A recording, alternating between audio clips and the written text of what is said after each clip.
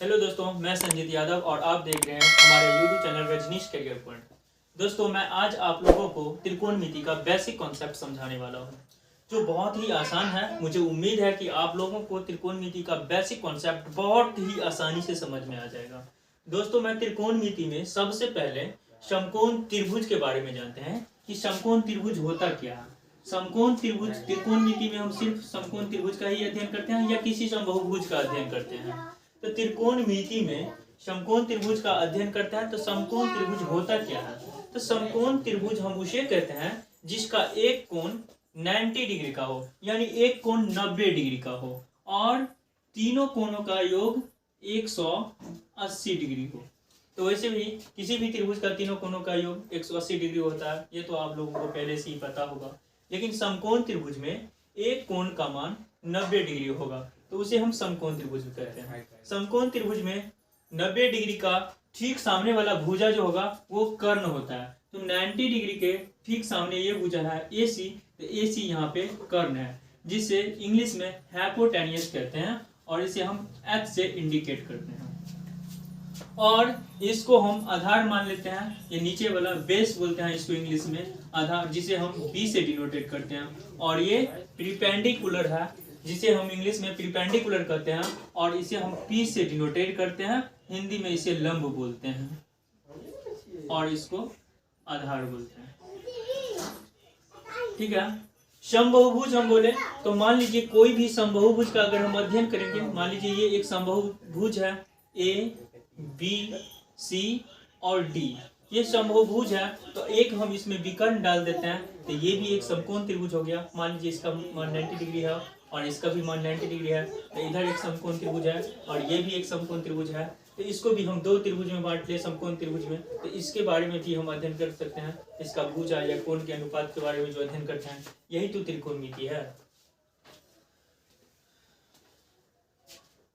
साथ ही दोस्तों, इसमें जो आप लोगों को पहले से ही पता होगा और या जो बच्चे नए हैं त्रिकोणमिति पढ़ने आए हैं, उनको मैं बता दूं कि त्रिकोणमिति में सबसे पहले फार्मूला याद करना बहुत ही जरूरी होता है। तो त्रिकोणमिति में आपको फार्मूला सबसे पहले याद करना होगा। तो वो फार्मूला इस प्रकार है। पहले हम साइन थीटा, थीटा मतलब थीटा हम क्यों लिखते हैं? थीटा कोण को डिनोटेट करने के लिए लिखा जाता है। ये थीटा का मतलब होता है कोई सा भी कोण, यानी angle. Cos theta, tan theta, cot theta, sec theta और कोसेक थीटा। अब हमें याद करना है कि साइन थीटा बराबर आखिर होता क्या है। तो साइन थीटा बराबर लंब बटा कर्ण होता है, इसे ही हम P/H कहते हैं। इसका फॉर्मूला cos थीटा बराबर आधार बटा कर्ण, इसको हम B/H कहते हैं। tan थीटा बराबर फॉर्मूला होता है लंब बटा आधार, इसको हम P/B बोलते हैं। cot थीटा बराबर आधार बटा लंब, इसको B/T बोलते हैं। sec थीटा बराबर कर्ण बटा आधार, इसको H/B बोलते हैं। कोसेक थीटा बराबर कर्ण बटा लंब, इसको H/P बोलते हैं। आपको ये फॉर्मूला याद करना है। अगर किसी को ये फॉर्मूला याद नहीं हो रहा है तो इसका बहुत ही आसान तरीका है याद करने का। या तो मैं दोनों तरीका बताऊंगा, एक इंग्लिश में भी और एक हिंदी में भी, जो आपको बहुत ही आसानी तरीका से ये फॉर्मूला याद हो जाएगा। तो इसका सबसे पहले मैं फॉर्मूला बता रहा हूँ। तो इसको हम लाल LAL लाल बट्टे KKA कक्का, इसको हम ऐसे इस तरकीब से हम इस फॉर्मूला को याद कर सकते हैं। जैसे कि आप लोग देख रहे हैं कि पहला नंबर में यहाँ पे साइन थीटा है, तो पहले यहाँ पे L से लंब और K से कर्ण, यानी साइन थीटा बराबर लंब बटा कर्ण। तो पहला नंबर में लंब बटा कर्ण, L से लंब और K से कर्ण, साइन थीटा बराबर लंब बटा कर्ण। दूसरा cos थीटा है, तो cos थीटा बराबर आधार बट्टा कर्ण, ए से आधार और के से कर्ण, यानी 2 नंबर में आया तो 1 और 2, तो cos थीटा बराबर आधार बट्टा कर्ण।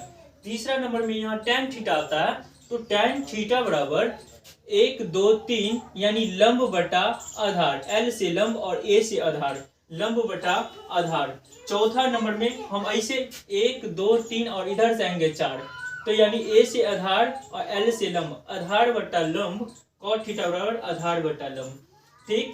5 नंबर में आता है sec थीटा, तो K से कर्ण, A से आधार, कर्ण बट्टा आधार। और 6 नंबर में आता है कोसेक थीटा, तो K से कर्ण, L से लंब, यानी कर्ण बट्टा लंब। ये हमारा फॉर्मूला याद करने का शॉर्टकट ट्रिक है, लाल बट्टे कक्का।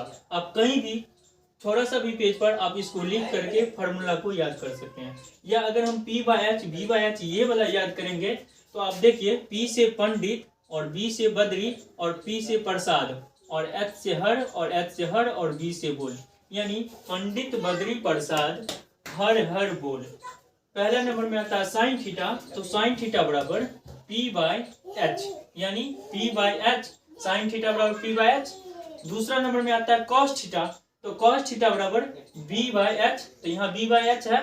तीसरा नंबर में आता है tan थीटा, तो tan थीटा बराबर P/B, तो यहाँ भी P/B है। चौथा नंबर में आता है cot थीटा, तो आप देख रहे हैं चौथा नंबर में 1 2 3 और इधर से 4, B/P, तो यहाँ भी B/P है। 5 नंबर में आता है sec थीटा, तो sec थीटा बराबर आप यहाँ से काउंटिंग कीजिए, 1 2 3 4 5, यानी H/B, तो यहाँ H/B है। और कोसेक थीटा 6 नंबर में आता है, तो 1 2 3 4 5 6, H/P, यहाँ कोसेक थीटा बराबर H/P है। बस फार्मूला याद करने का ये बहुत ही छोटा ट्रिक है, जिसे हम आसानी से इस तरीके से हम फार्मूला याद कर सकते हैं। अब हम देखेंगे कि त्रिकोणमिति में सबसे पहले एंगल जो है ना, कर्ण एक तो फिक्स भुजा होता है, लेकिन कभी कभी होता क्या है, एंगल के अकॉर्डिंग लंब और आधार चेंज होता है। कभी लंब आधार हो जाता है तो कभी आधार लंब हो जाता है। तो वो बहुत सारे बच्चे को समझ में नहीं आता है कि भाई ये लंब कैसे आधार हो गया और आधार कैसे लंब हो जाता है। तो मैं वो आप लोगों को बहुत ही आसान तरीका से बता रहा हूँ, आप देखते रहिए हमारे YouTube चैनल। तो देखिए, हम एक समकोण त्रिभुज को हम यहाँ पे फिगर बना लेते हैं। ये हो गया A, B और C, इसमें ये 90 डिग्री हो गया। अब हमें कभी लंब ये होगा तो कभी लंब ये होता है, तो हम ये देखेंगे कि लंब आखिर होता कौन है। तो मान लीजिए यहाँ पे हम थीटा लिख लेते हैं, थीटा। तो अगर हम यहाँ पे पूछ देंगे कि भाई साइन थीटा बराबर क्या होता है, तो साइन थीटा, तो पहले हम देखेंगे साइन थीटा बराबर होता है क्या। तो साइन थीटा बराबर होता है लंब बटा कर्ण। कर्ण फिक्स भुजा होता है त्रिकोणमिति में, ये फिक्स भुजा होता है कर्ण, यानी ये चेंज नहीं होता, चेंज सिर्फ होता है लंब और आधार चेंज होता है। तो साइन थीटा बराबर होता है लंब बटा कर्ण, तो साइन थीटा बराबर लंब बटा कर्ण होता है। तो थीटा के ठीक सामने भी जो भुजा जो रहेगा ना, उसको हम लंब बोलेंगे। थीटा के ठीक सामने वाली भुजा को हम लंब बोलेंगे, और उसके बाद जो एक भुजा बच जाएगा उसको हम आधार बोलेंगे। तो साइन थीटा बराबर यहाँ पे हो जाएगा लंब क्या हो गया BC, और बट्टा कर्ण हो गया यहाँ पे AC। ये साइन थीटा का मान है। और cos थीटा बराबर अगर हम पूछ दें, तो cos थीटा बराबर होता है आधार बटा कर्ण। तो cos थीटा, तो थीटा के ठीक सामने लंब यहाँ पे BC है, तो BC तो लंब है, तो इसका मतलब आधार क्या है, आधार AB है। तो AB और बट्टा कर्ण क्या है, AC। वैसे ही मान लीजिए हम यहाँ पे अल्फा दे देते हैं। अगर किसी ने आपसे पूछ दिया कि भाई tan अल्फा बराबर क्या होता है, तो tan अल्फा और अल्फा के ठीक सामने वाली भुजा AB है, तो AB यहाँ पे लंब है, और tan थीटा बराबर होता है लंब बटा आधार। तो अल्फा के ठीक सामने लंब AB है, तो इसका मतलब आधार क्या है यहाँ पे BC। तो ऐसे हम, यानी एंगल के ठीक सामने वाली भुजा जो होता है ना, वो लंब होता है, उसके बाद जो एक भुजा बच जाएगा उसको हम आधार बोलेंगे। और कर्ण कभी चेंज नहीं होता, कर्ण हमेशा फिक्स भुजा होती है, तो ये हमको समझना होता है। कर्ण फिक्स भुजा होता है, बाद में कि एंगल के ठीक सामने वाली भुजा लंब होगा, और एक भुजा जो बच जाता है उसको हम आधार कहेंगे। अब इस पे हम एक छोटा मोटा क्वेश्चन करके देखते हैं, जैसे कि फॉर्मूला आप लोग देख लिए हैं, तो देखते रहिए।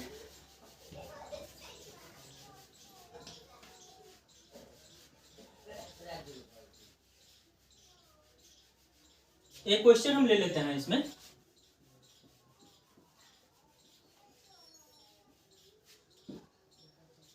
मान लीजिए हमारे 10th का 8.1 का एक चैप्टर है,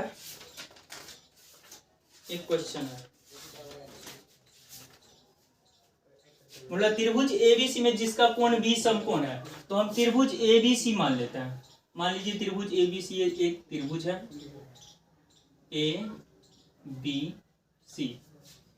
त्रिभुज एबीसी में जिसका कोण बी समकोण है, तो बी समकोण है यानी बी 90 डिग्री है। यहाँ ए बी बराबर 24 है, ए बी 24 है, बी सी 7 cm है। तो कह रहा है निम्नलिखित का मान ज्ञात करें, यानी sign A, cos A, sign सी और कॉस सी। तो आपको पता होना चाहिए कि इसमें अगर हमें ए सी नहीं पता है तो ए सी पता करने के लिए सबसे पहले पाइथागोरस प्रमेय लगाएंगे, क्योंकि इसमें दो भुजा दिया है, लंब और आधार दिया है। तो पाइथागोरस प्रमेय होता है कर्ण स्क्वायर बराबर लंब स्क्वायर प्लस आधार स्क्वायर। तो त्रिभुज एबीसी में, त्रिभुज एबीसी में पाइथागोरस प्रमेय से, पाइथागोरस प्रमेय से AC बराबर रूट अंडर, वैसे अगर हम पाइथागोरस प्रमेय लिख रहे हैं तो AC स्क्वायर बराबर AB स्क्वायर और प्लस BC स्क्वायर। और यहाँ पे हम अगर स्क्वायर हटाते हैं AC पर से तो इस पे रूट चढ़ेगा, AB square plus BC square.